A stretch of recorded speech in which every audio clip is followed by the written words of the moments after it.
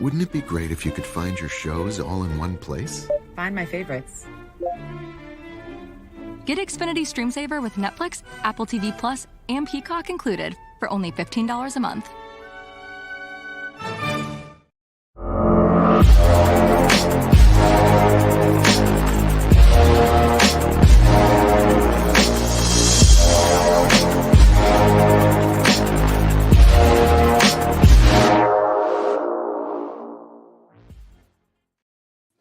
Hi, everyone. Welcome to Inquirer Live at Gameday Central, sponsored by Xfinity. Alongside EJ Smith, I am Olivia Reiner. We are coming at you from the Lincoln Financial Field press box, getting you set for the Eagles matchup against the Atlanta Falcons. EJ, how you doing tonight?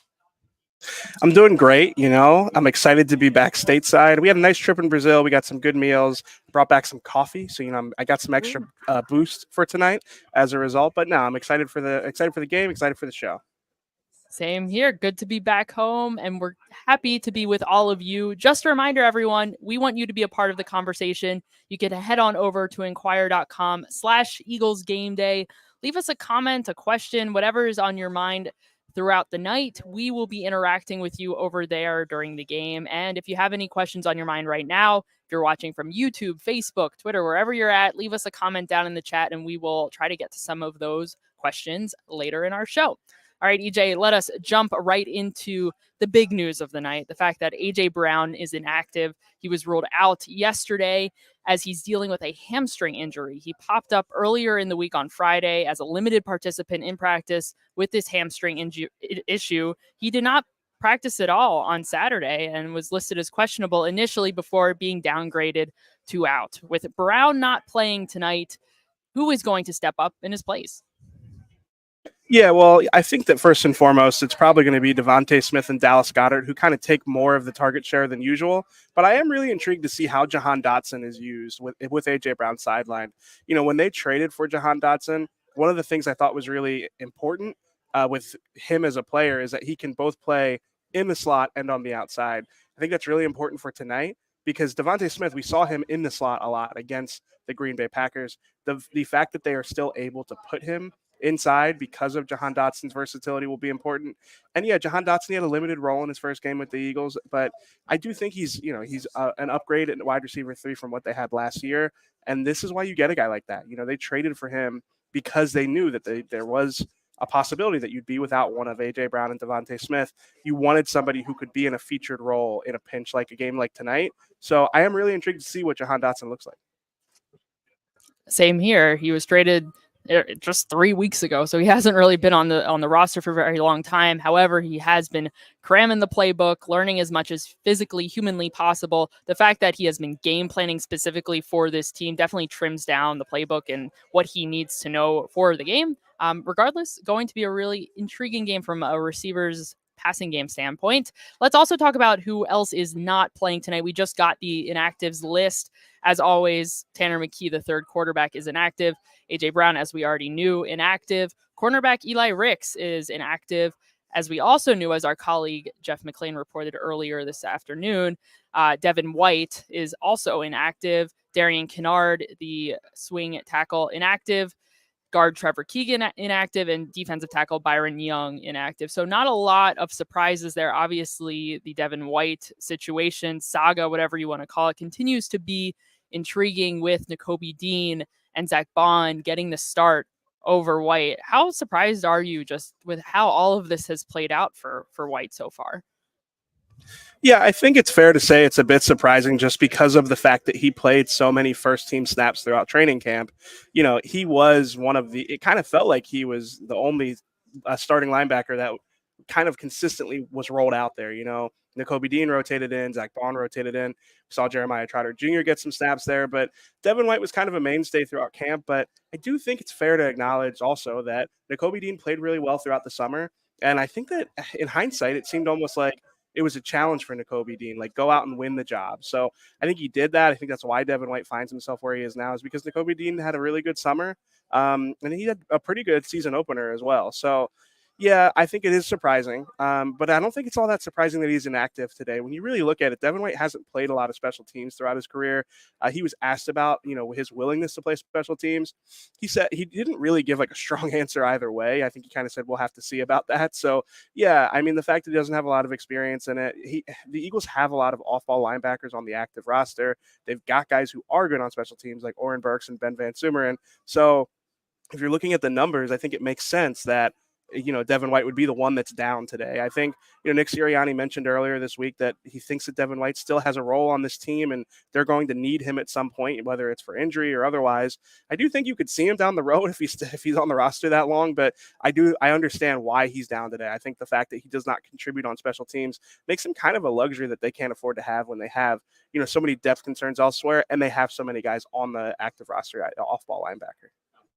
Well, we'll see if he is able to find a role at some point this season on this Eagles roster. Let's talk about now who is actually playing tonight. And there's a couple notable players. Number one, receiver Johnny Wilson. He was listed as questionable on the final injury report with a hamstring injury. He is active for today's game. So some good news there, especially given the fact that A.J. Brown is inactive. Gives the Eagles a little bit of receiver's depth.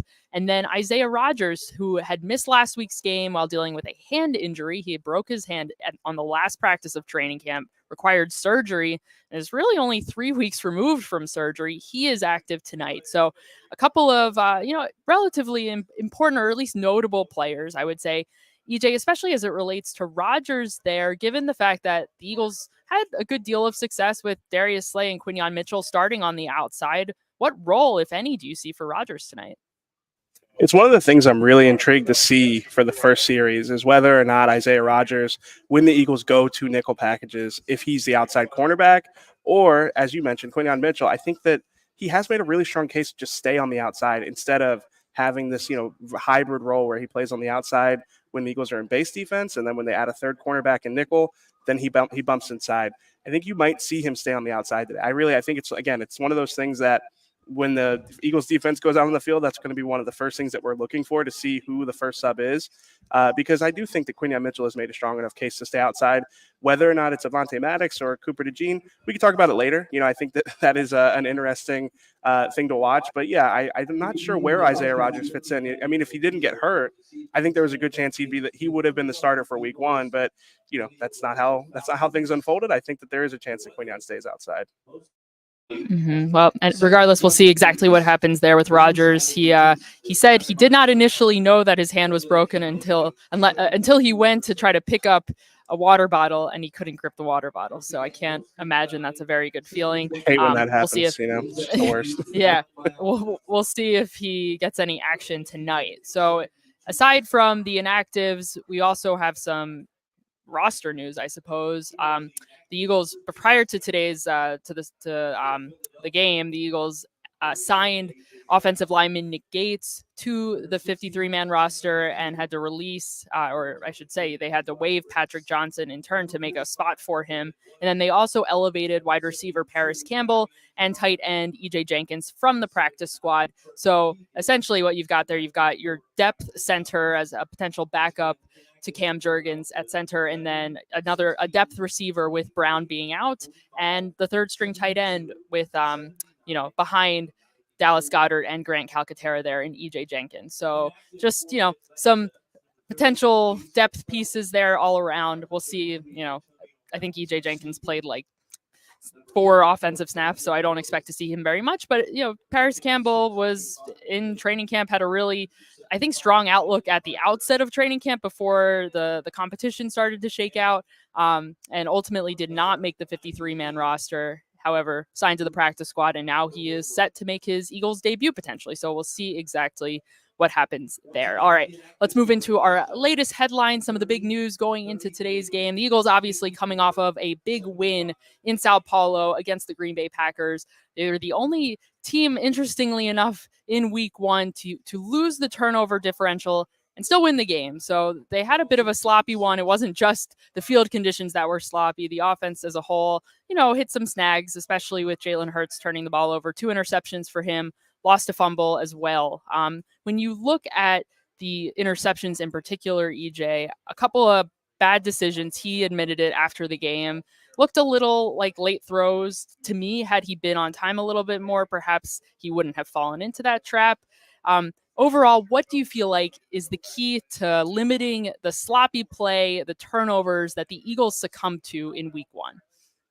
Yeah, I mean, it most certainly starts with Jalen Hurts. I think it was interesting, his interview with Jason Kelsey that aired on ESPN earlier today. He talked about being a point guard and like distributing the ball and kind of just like letting the playmakers that surround him kind of, have their impact on the game. I think that is what he needs to do. I think if you look at both of those interceptions, there are instances where Jalen is kind of pushing the envelope, especially the first one. It's an aggressive throw over the middle of the field. And as you mentioned, it was a bit late. I think you could make an argument on both of the interceptions that they were good plays by the defense, but I think ultimately Jalen Hurts can't put the ball in those areas, invite that level of risk. Last year, obviously, he was not his best year in terms of turnovers, but if you look at like some of the advanced tracking stats, I don't always like Pro Football Focus's turnover worthy play metric, but I do think it's interesting to point out he had 16 all of last season, and this is a play where basically the quarterback puts the ball in harm's way. Maybe it was an interception or a fumble. Maybe it wasn't, but it was an instance where, again, they put the ball in harm's way and it was a turnover-worthy play deemed by PFF. And he had 16 last season, so he had less than 1 per game.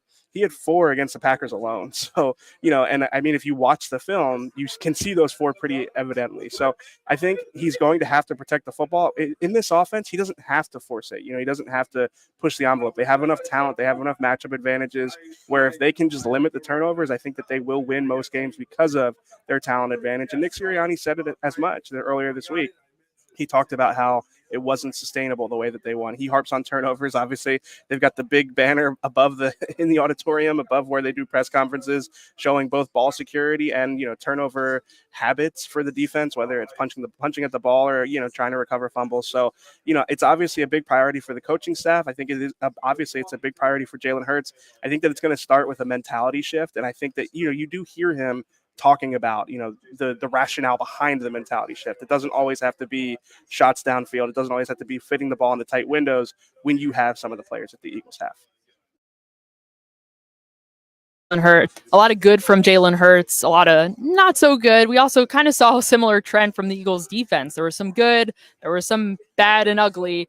The good, we saw some big plays, especially from Reed Blankenship. He had an interception. Zach Bond with a pair of sacks in his Eagles debut, 15 tackles, a lot of good there from those individuals. However, as a group, they struggled against the run. They gave up over 160 rushing yards, which generally is not going to be the recipe for success for this Eagles defense going forward, especially in tonight's game when you're going up against one of the top running backs, I would say, in the league in Bijan Robinson. He had over 100 all-purpose yards last week in their loss to the Pittsburgh Steelers, bulk of them being rushing yards.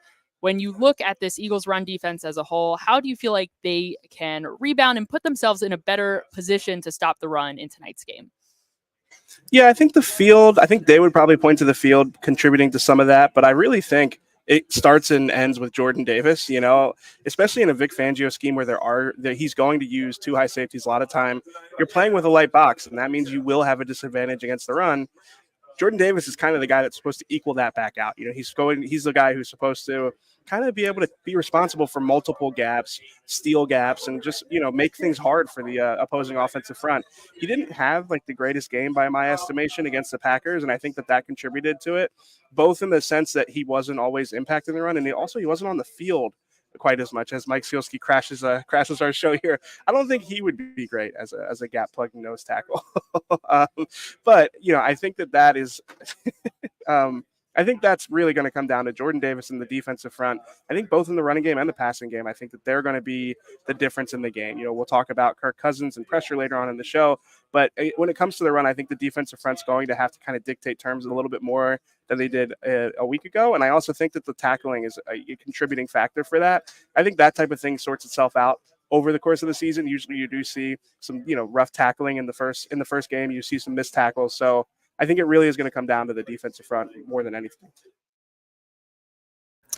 Eagles defensive front has some things to clean up. I think last week the secondary as a whole was pretty strong. As we mentioned earlier in our show, Darius Slay, Quinyon Mitchell were the starting outside cornerbacks. When they were in nickel, Avonte Maddox came in the slot, and then we saw in dime Cooper DeJean as an inside defender. Maddox had a bit of a roller coaster of a night, I would say. He was targeted 5 times, allowed 3 completions for 30 yards, one of those completions being a touchdown. Quarterbacks had the quarterback, Jordan Love, had 116.7 passer rating when targeting Avonte Maddox. So not great numbers for Maddox coming off of last week. We already mentioned that Isaiah Rodgers is active tonight, so there is a chance potentially that Quinyon Mitchell starts on the outside and then he moves into the nickel when the defense is in nickel, and we see Isaiah Rodgers come in on the outside, as we did oftentimes during training camp. However, EJ, what do you think that they should do with that nickel corner spot? Should Avonte Maddox stay in there? Should they move Quinyon Mitchell, or perhaps Cooper DeJean? Will we see him? Yeah, it feels like Cooper DeJean being the slot cornerback is an eventuality. So I would lean Cooper DeJean getting, that's a good rhyme right there. I would lean him being in the slot eventually. And if he's going to be there eventually, I think that tonight could be the night that it happens. Now, I do think it's important to point out the Falcons run a lot of 12 personnel. They ran 40% of their plays out of 12 personnel in week 1, which could, mean the Eagles use more base defense, which means we don't see the nickel cornerback quite as much. That could be a good rationale for having Cooper DeJean out there. You're not, airing him out. You can kind of, spell him every once in a while and show him the film and say, this is what you did right, this is what you did wrong. But especially, as we mentioned, like the Falcons can be a little bit of the Bijan Robinson show. They're very, heavily, centered around Bijan. I thought Cooper DeJean looked good coming downhill against the run in the preseason. I think that he can be effective in that role. Now, on the flip side, when you think about maybe they're in less nickel than they were against the Packers, maybe that's a rationale for let's just give Avonte Maddox another week. He's not going to be as important to the overall game plan as he was in the season opener. Then maybe they think they can get by with him. So that, like I said, mentioned earlier, I think that cornerback plan is the thing we're going to be looking at on the Falcons opening drive.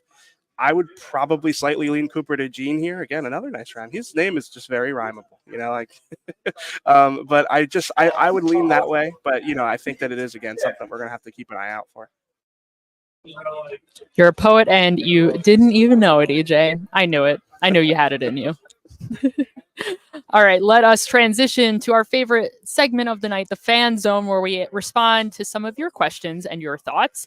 Let's start with a comment here from JGalt52. They say that Kirk Cousins gets the ball out quick. The lack of pressure from the weak Eagles defensive front could be a problem. The Eagles, especially along the edges there last week against the Green Bay Packers, it was a pretty quiet night. We didn't get to see a whole lot of Bryce Huff. He essentially played, around the same amount of snaps as a Brandon Graham and a Nolan Smith, which I think if you told us that going into training camp that would be the case in week 1, I think we would have been a little bit surprised. What is the key to limiting Kirk Cousins, who already appears to be a little bit limited himself coming off of an Achilles injury last season?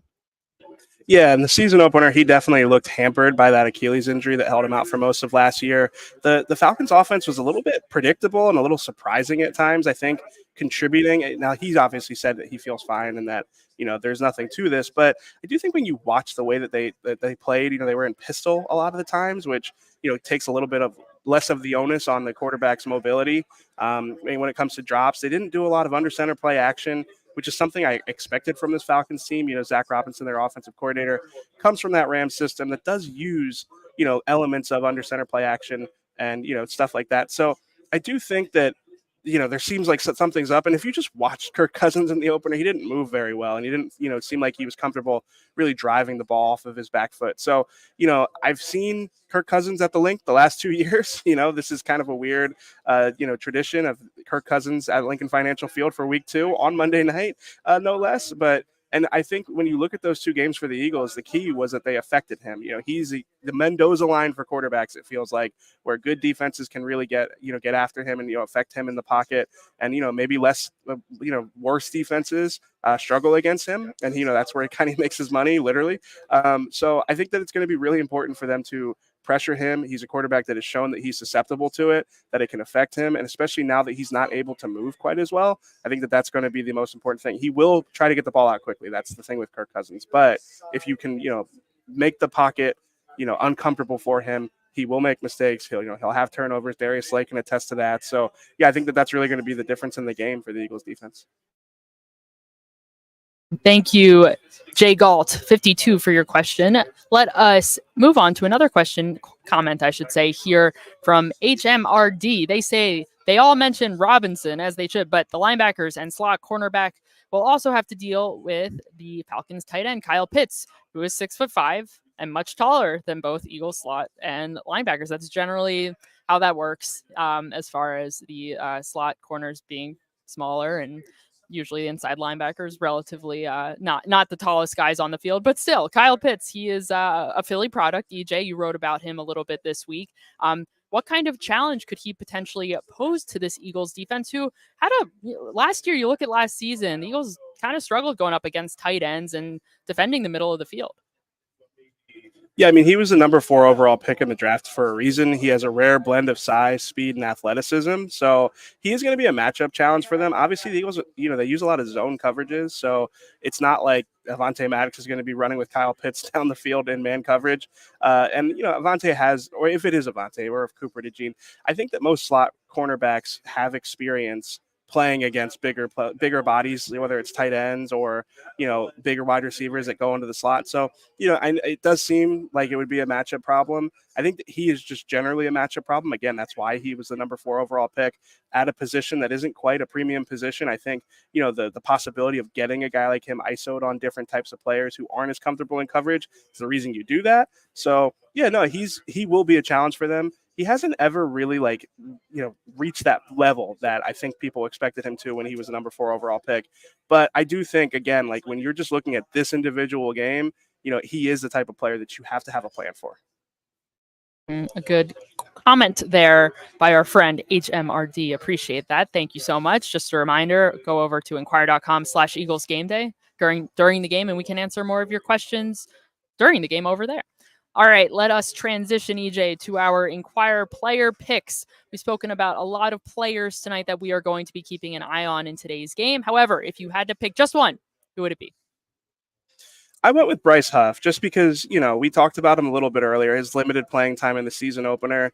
I think that, it can be a little bit overblown. Obviously it's one game, and I think edge rushers are probably the position that's most affected by a slick field like there was in week 1. Those guys have to run on the side of their foot. It's kind of hard to do that if you don't have good traction. So I'm just really curious. I feel like after this week where Vic Fangio said he needs to separate himself from the pack, curious to see if he does that. Obviously the field conditions won't be an excuse tonight. This is, again, a quarterback that you should be able to get pressure on. He's not, Lamar Jackson or Patrick Mahomes, where he's really good at evading pressure. So, I think that this is the type of game where you want to see the guy that, signed for 3 years, $51 million, make an impact on the game. I think that, again, especially the way that the season opener went for him, I'm very curious to see how he plays and how he's used in the first place. Is he still going to be a designated pass rusher like he was with the New York Jets, where he doesn't play much on early downs, or do they trust him, in the grand scheme of fitting the run against Bijan Robinson? So I think that's going to be a really interesting one to watch unfold because, again, it can be a little noisy in week 1. There can be some, things that turn out to be, an aberration. So I'm just very eager to see his usage and his production. That is a great pick.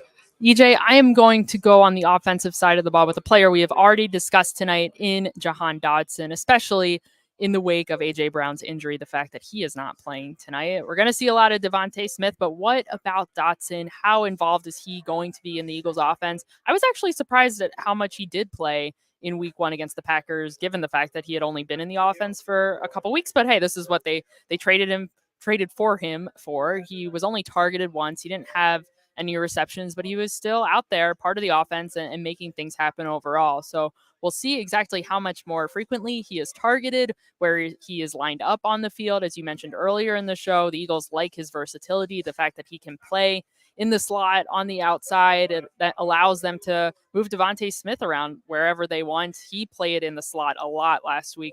I think around 70% of the offensive snaps. So, and he thrived there. And we've seen a lot of really talented receivers thrive in Kellen Moore offenses in the slot, whether it's Keenan Allen back in LA, CeeDee Lamb in Dallas.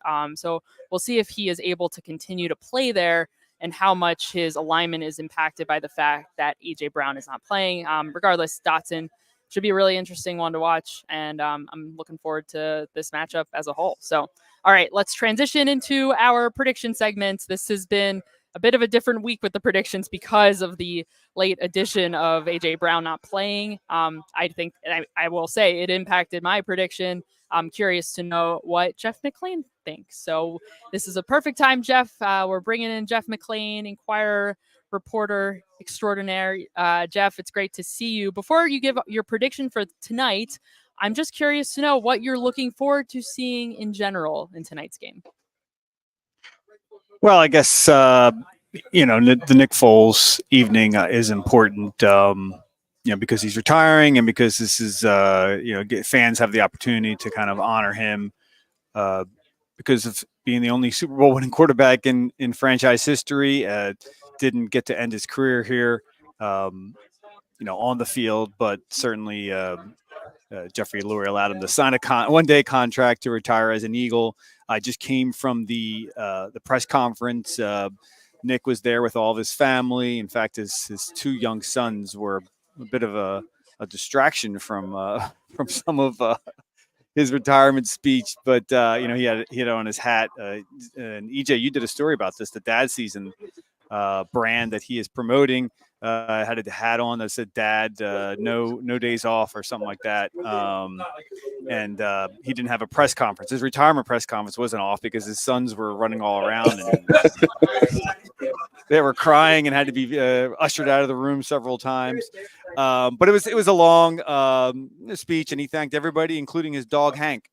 So that was that. But we got to ask some questions to Nick, and there were a few revelations. One being that, okay, I'm looking at my notes here.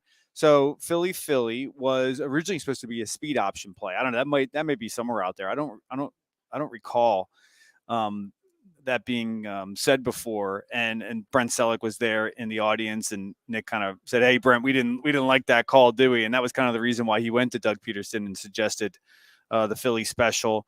And Nick was asked, the questions about why so successful in Philadelphia and not elsewhere. And I think he said that he was just meant to play here. He always dreamt about being in Midnight Green when he wasn't playing for the Eagles. Obviously it didn't work out for him a few times here. He was traded by Chip Kelly in 2015 and 2019. The Eagles decided to go with Carson Wentz, understandably so at the time. Although looking back upon it, maybe a ride Nick, being as that he had won 4 of 5 postseason games, including the Super Bowl. But Nick seems at peace, and it was good to see him, and fans certainly will get that opportunity to honor him and his career and what he accomplished here in Eagles Green. Absolutely, Jeff. Looking at tonight's game, what is your prediction?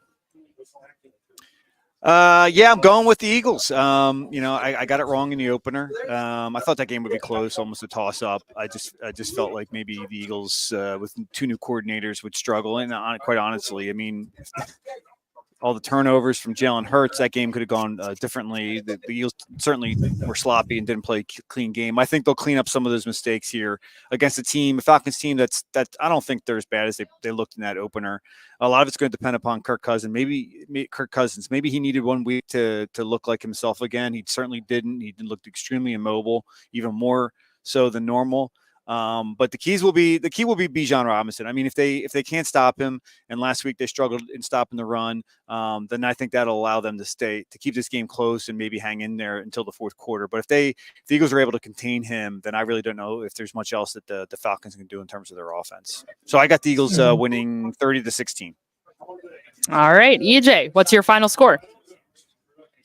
Yeah, I have the Eagles winning 27-17. I see it very similarly to Jeff. I think it's going to be important for the Eagles to get out to an early lead. I feel like you could say that almost any game, but especially with a quarterback like Kirk Cousins. And as Jeff mentioned, like Bijan Robinson is the type of running back that can change a game. If you can kind of make them one-dimensional early in the game and let the pass rush really focus on, rushing the quarterback, I think that could make this game a lot more lopsided. But, I just think that the absence of A.J. Brown kind of gave me a little bit of pause predicting a high-scoring game. So, yeah, I went 27-17.